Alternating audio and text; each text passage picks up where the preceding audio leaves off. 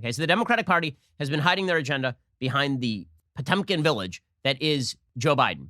For those who don't know what a Potemkin village is, if you've ever seen the end of Blazing Saddles, where they construct an entire fake town just for the posse to ride into, Joe Biden is the fake town. Right? Joe Biden is just a series of facades, and one nudge, and the facade falls over, and there is Kamala Harris laughing like the Joker. Okay, so Kamala Harris put out a video over the weekend that is an explicit endorsement of communism. That's really what it is. I'm going to play it for you, and it is crazy. It is fully crazy. So it is about the supposed difference between equality and equity, right? So there is a difference between equality and equity. I've made this point many times, right? The idea is that if two people are in a room and one person has $5 and one has $1, that doesn't mean something unfair happened. There could be 1,000 reasons for that. Maybe the person with $5 invested well. Maybe the person with $5 worked more hours. Maybe the person with $5 provided a good or service worth $5, and the person who has $1 provided a good or service worth $1. There are many, many reasons for discrepancies to exist in life. There are many, many reasons for discrepancies to exist across groups. It is possible that in any group scenario, there will be inequalities. That does not mean inequity. Inequity is unfairness. Kamala Harris in this video suggests that the only way that you can ensure that no inequity has taken place is if everybody ends up in the same place, which is called communism. Right? That is just communism. So here she is explicitly endorsing communism the day before the election. This is wild stuff from Kamala Harris, who likely will end up as president if Joe Biden is elected. So there's a big difference between equality and equity. Equality suggests, oh, everyone should get the same amount. The problem with that, not everybody's starting out from the same place. So if we're all getting the same amount, but you started out back there and I started out over here, we could get the same amount, but you're still gonna be that far back behind me. It's about giving people the resources and the support they need, this cartoon, so that everyone can be is going up on equal footing and then compete on equal footing. Equitable treatment means we all end up at the same place. Equitable treatment means we all end up at the same place is an insane statement. That is an insane statement. Okay, equitable treatment means we all end up in the same place means that the way that she is judging whether fairness has taken place is by the end result. So she's just Ibram X. Kendi. Right, this is Ibram X. Kendi's point. He says that if there's any group disparity, right, if blacks and whites end up with a disparate income level, if there's an income gap between blacks and whites, that means that some inequity has been done to black people. Now, of course, this is nonsense. There is a statistic that came out over the weekend. It shows that Asian women are now earning more on average than white men.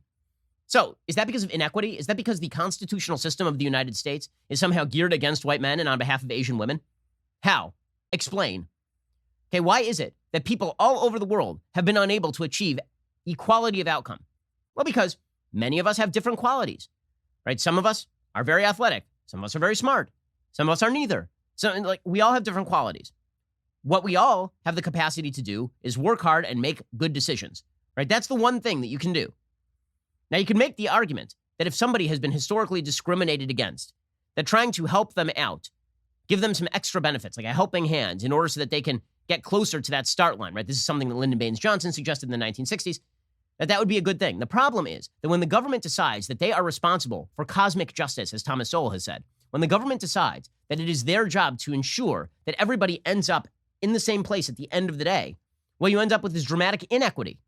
You end up with dramatic unfairness, cruelty, malice. You end up having to suppress the success of some in order to benefit others who are not making the same decisions. Because again, decision-making in a free country is the chief factor in how your life is going to go. So this assumes, of course, that the system is built to keep people down. The system is rigged to keep people down. And the only way that true equality and therefore equity exists is if you rig the system in order to help some at the expense of others. That's what Ibram Kendi says, right? Ibram Kendi says injustice yesterday can only be solved by injustice today. Injustice today can only be solved by injustice tomorrow. And the way he defines injustice is everybody receiving the same thing at the end of the day. Okay, this is a recipe for Marxist tyranny. The government does not have the capacity to ensure that everybody ends up in an equal outcome. All the government has the capacity to do is ensure that everyone's equal rights are protected. That's all the government has the capacity to do. The government does not have the capacity to do anything else. Once it starts picking winners and losers, it can just as easily pick somebody who doesn't deserve something as it can pick somebody who does deserve something. It can just as easily violate somebody's rights on behalf of somebody else as it can the reverse. The government is not God. But Kamala Harris and the Democrats are treating government as God. I mean, that's an insane video. And the fact that she put that out, narrated by Kamala Harris the day before the election, that is an overt Marxist statement. It is not covert. It is not subtle, right? The final image in which it's two people standing at the top of the mountain because now one person has been artificially boosted so that they can grab the bottom of that rope and then climb up the mountain. But the final statement there, which is that equality of outcome is the goal. All right, because it turns out the only way you can ensure equality of outcome is to get rid of equal rights, is to get rid of individual rights. You have to treat people as widgets or moldable by the social systems in which they live. It ignores that people have natural differences. It ignores that people make different decisions. It ignores that there's differences between how people are brought up. There's differences in environment, in home environment. I mean, it just ignores all realities on the ground in favor of this weird and disgusting Plato's Republic vision of a utopian society in which the government molds everybody from birth in order to achieve equal outcome. Okay, so that is what you're getting. Right? Joe Biden, all of this is him just soft selling you on what Kamala Harris is hard selling you on.